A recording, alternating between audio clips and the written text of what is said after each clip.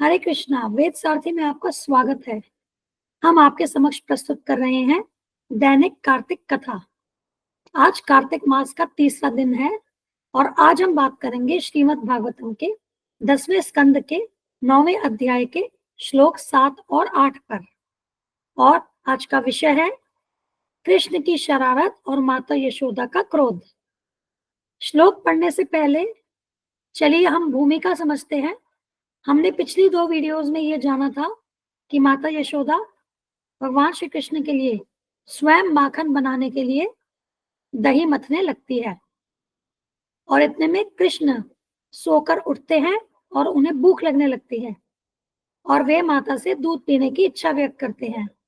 माता उन्हें दूध पिलाने लगती है, परंतु तभी रसोई घर में दूध उबलने लगता है और माता कान्हा को छोड़ करके रसोई घर में उस दूध को पचाने जाती है। अब यह बात कृष्ण को अच्छी नहीं लगती, जबकि माता ने केवल पल भर के लिए ही कृष्ण से दूध छुड़ाया था ताकि वे रसोई घर में दूध को बचा सके।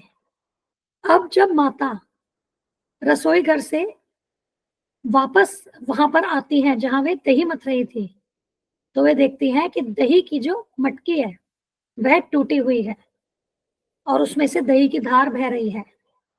और मैया समझ गई कि यह करतूत मेरे ही सपूत की है।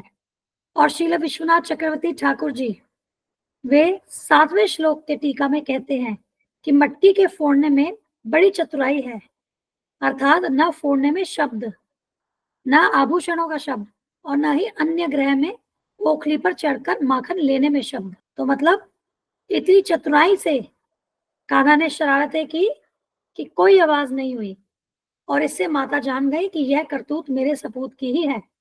फिर जमीन पर फैले हुए तरल दही पर नन्हे नन्हे पैरों के छाप और माखन की सुगंध आदि से मैया ने अनुमान लगा लिया कि लाला इसी कमरे के भीतर गया है।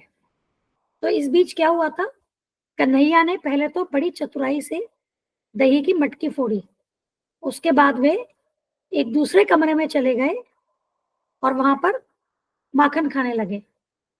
और जब दही की मटकी फोड़ी तो वह दही इनके पैरों में लगी और जब वे दूसरे कमरे में जा रहे थे तो दही वाली पैरों की छाप वे छोड़ते हुए गए और उसी से माता ने यह जाना कि लाला किस कमरे में गए हैं। फिर माता ने देखा कि कृष्ण एक उल्टी ओखड़ी पर चढ़कर माखन चुरा रहे हैं और फिर माता ने एक छोटी सी छड़ी ली और वे कृष्ण को दंड देने के लिए दबे पांव उस कमरे में गई। किंतु माता के कमरे में जाते ही कौवे और बंदर, जिन्हें कृष्ण माखन खिला रहे थे, वे भागने लगे और कृष्ण समझ गए कि मैया आ रही हैं। वे झट से ओखली से कूदकर आंगन की ओर भागने लगे। तो ये तो भूमिका है इन श्लोकों की।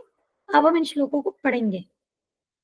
उत्तार्य गोपी सुश्रितम पयः पुनः प्रविश्य संदृश्य च दध्यमत्रकम् भग्नं विलोक्य ससुतस्य कर्मता च हासतं चापि न तत्र पश्यति उलूखलाङ्गृहेरुपरि व्यवस्थितं मर्काय कामं ददतं शिचि स्थितं हैयङ्गमं चौर्यविशङ्किते क्षणं निरीक्ष्य पश्चात् सुतमागमत् शनैः। इन श्लोकों का अनुवाद इस प्रकार से है। गर्म दूध को अंगीठी से उतारकर माता यशोदा मथने के स्थान पर लौटी और जब उन्होंने देखा कि दही की मटकी टूटी पड़ी थी और कृष्ण वहां उपस्थित नहीं थे, तो उन्होंने निष्कर्ष निकाला कि बर्तन का टूटना कृष्ण का कार्य था। उस समय कृष्ण उल्टी ओखली, और ओखली क्या होती है, मसाला पीसने के लिए लकड़ी का एक औजार होता है। तो उस समय कृष्ण उल्टी ओखली पर बैठे थे और अपनी इच्छा अनुसार वानरों को दही और मक्खन जैसी दूध की चीजें बांट रहे थे। चोरी करने के कारण वे बड़ी चिंता से चारों ओर देख रहे थे। उन्हें संदेह था कि कहीं उनकी माँ उन्हें सजा न दें। उन्हें देखकर माता यशोदा बहुत सावधानी से पीछे से उनके पास पहुंची। इन श्लोकों में जो महत्वपूर्ण बातें हैं वह हमने स्लाइड पे दी हैं।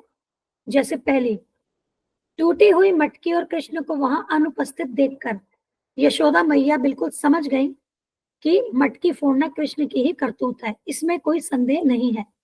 क्योंकि पहले जहां पर वो दही मथ रही थी कृष्ण उनके साथी थे और इतने में जब वो रसोई घर गई हैं और वापस आई हैं तो देखती हैं कि वहां पर मटकी टूटी हुई है और कान्हा वहां उपस्थित नहीं है।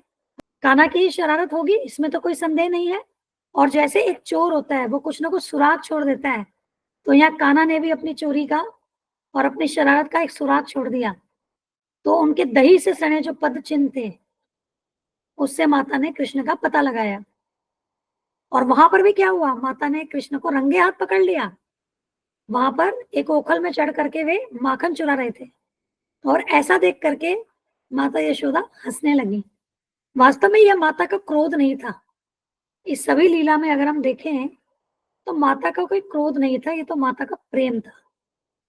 और तभी उस कमरे में कौवे आने लगे, परंतु वे डर के मारे बाहर निकल गए क्योंकि वहां अब माता थी। और यशोदा मैया ने कृष्ण को माखन चुराते और सहमे सहमे इधर उधर ताकते देखा। तो कृष्णा तो चोरी कर रहे थे, तो इधर उधर तो देखना ही पड़ेगा ना, ये तो बड़ा व्यवहारिक है। एक चोर अगर चोरी कर रहा होता है तो उसकी नजरें चारों ओर होती है कि कोई मुझे चोरी करते देख तो नहीं रहा, कहीं कोई मुझे पकड़ तो नहीं लेगा। तो यहाँ पर भी क्या है, जब कृष्णा चोरी कर रहे थे तो उनकी आंखें जो थी वो चारों ओर थी। और ऐसा क्यों?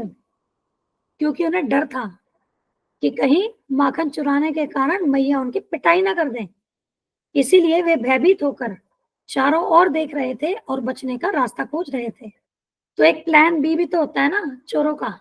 एक प्लान है तो क्या हुआ, जिससे आप जाकर के चोरी कर रहे हो, बड़ी सावधानी से कर रहे हो, चारों ओर देख रहे हो कि कहीं पकड़े ना जाओ।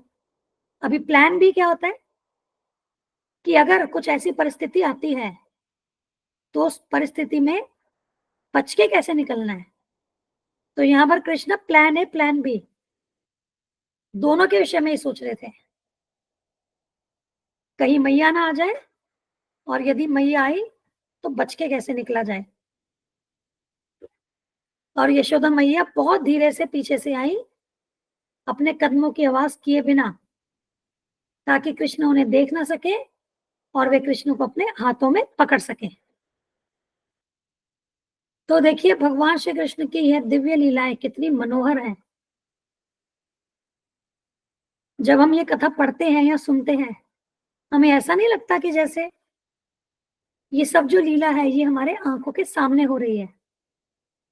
हम आपसे विनती करते हैं, इस कार्तिक मास में इस कथा का लाभ अवश्य लें। इससे हम सबका भगवान कृष्ण के प्रति प्रेम बढ़ेगा। माता के कृष्ण के प्रति प्रेम से हम प्रेरित होंगे और हम भक्ति में आगे बढ़ेंगे। तो आज की कथा हम यही पूर्ण करते हैं। हमारी कल की कथा का विषय होगा श्रीमद् भागवतम 10वां स्कंद 9वां अध्याय श्लोक 9 और 10, और विषय है माता यशोदा कृष्ण को पकड़ लेती हैं। धन्यवाद। हम यह चैनल और इस पर दी गई समस्त वीडियोस हमारे गुरु महाराज श्री कृष्ण कृपा मूर्ति श्री श्रीमद अभय चरणारविंद भक्ति वेदांत स्वामी ठाकुर श्रील प्रभुपाद जी को समर्पित करते हैं। श्रील प्रभुपाद की जय। धन्यवाद। हरे कृष्णा।